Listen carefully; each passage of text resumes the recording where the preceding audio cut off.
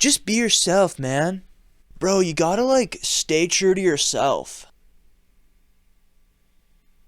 What does any of that even mean? So everybody says this all the time, and it's basically like the most bland and generic life advice ever, but only because nobody ever actually explains what they mean by that. So today, to the best of my ability, I'm going to try to explain how to be yourself. Tutorial type beat. I don't know. So let me ask you a couple questions. Do you like that song that I just played? Do you like that drawing I just showed you? Do you like the color green? The thing is here, there's no right or wrong answer to any of these questions. The only right answer to you is whatever you truly feel inside your heart and your soul. Part of the problem is that a lot of people don't actually know what they like or dislike. Maybe some people are afraid to voice those opinions, maybe some people haven't thought about it, whatever the case may be. Nowadays it feels like everybody filters their thoughts and actions and feelings through so many different lenses. Are people gonna like it? Are people gonna think I'm weird? Probably. Am I gonna get canceled for saying this thing or that thing? Is the stuff I post gonna get likes or plays or views or what have you? When you run all of your thoughts through these filters of what other people might think and whatever other external sources, you're basically taking your own original idea and changing it a little bit and morphing it and messing with it until it looks just like everybody else's pretty much.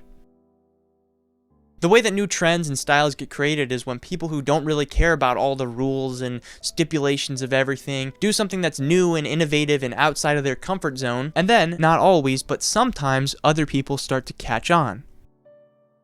One thing is for sure, that the trends and the innovations and things that inspire people throughout history are never created by people who just do whatever everybody else is doing. They're always created by somebody who's kind of a trailblazer, kind of a leader, if you will. But we've all been there because it's very easy to just go with the flow and just do what other people are doing. I remember back in the day in 5th or 6th grade, it suddenly just became not cool to like Minecraft anymore. And I still loved Minecraft. It wasn't like I didn't like the game, but I just acted like I didn't like it because everybody else thought it was a baby game. And if you play Minecraft, you're a little kid, you're not cool. So as most little kids do, I just went with it because I didn't want people to think I was weird or think I wasn't cool or anything. But I think about in this situation, if I were to just be like, I don't care what you guys think, I like what I like, I'm not going to let your opinion affect mine, I probably would have made a lot of friends that way because there was a lot of people that felt the same way, but they just went with it like I did. It's a very admirable quality to have when somebody has that very concrete sense of self to where nobody else can influence their own opinions. So just forget about what anybody else thinks, like what you like, dislike what you dislike, and don't let anybody influence those decisions. But of course, everything exists kind of on a spectrum. So you might absolutely hate the color green. You can't even stand the sight of it. It makes you want to puke when you see the color green. Or maybe you like it just a little bit. Also, you might like and take inspiration from a lot of different things. Or you could be super particular and you really don't like a lot of different things. But either way, these tastes and preferences are going to be what makes up you. It's going to be what comes through in the art that you make and the stuff that you do in your daily life. But if all of your opinions, your likes and your dislikes and whatever are exactly the same as everybody else's, that's not really you then, is it? Is it now?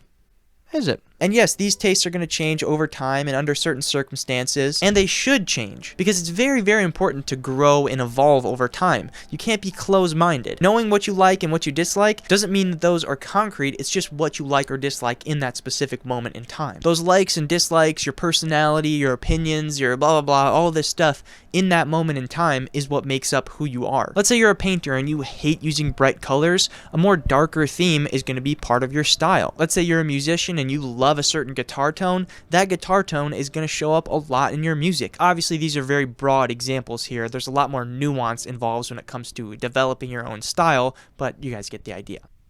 So how can we more efficiently tap into how we feel and what we like and what we dislike? We have to actively think about how and why we feel certain things. Don't just listen to a song and go, yep, I like this song. You have to actually think deeper about it. Why do you like the song? Is it the drums? Is it the bass line? Do you like the way the guitar sounds? Do you like the singer's voice? Do you like the mixing? Do you just like the vibe of the song? Whatever the case may be. And you want to try to aim to do this with every aspect of your life, whether it's fashion or movies, music, books, artwork, artwork, even social media. Think about the reason why you like or don't like certain things. Analyze it from your perspective without worrying about what other people like or what other people are going to think about your opinion. This is kind of how you come up with new and creative ideas as an artist, by taking influence from all the little things that you like just out there in the world and creating something new that you also like from the other things that you like. This really is just a great way to tap into who you are and be more mindful of how you feel in general while developing your own personal style along the way. So that's a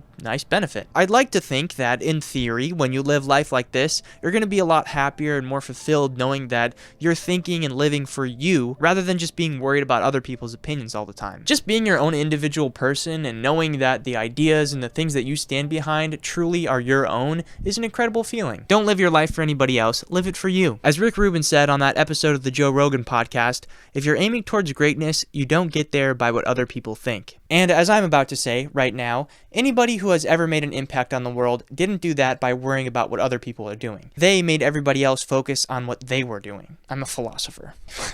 So that is pretty much going to do it for me in this one here today. I hope you guys were able to take at least a little something out of this video. This video is mostly aimed towards people who, kind of feel a little bit lost in life. Maybe you don't really know exactly how to find yourself and stay true to yourself and blah, blah, blah, all this other stuff that people say. So maybe, hopefully, got you on the right track a little bit here. But honestly, just live your life the way you want to live it. It's way too short to be worried about what other people are going to think about you and your actions or whatever. I think we can all agree we live in a little bit of a crazy world, and even sometimes I need these type of reminders. So yeah, I hope I could help out a little bit. Just make the art you want to make, have fun doing it, don't worry about what other people are doing, and you're going to be just fine. Social media, whatever, Instagram, stuff down below, and I'll see you guys next time. San Francisco.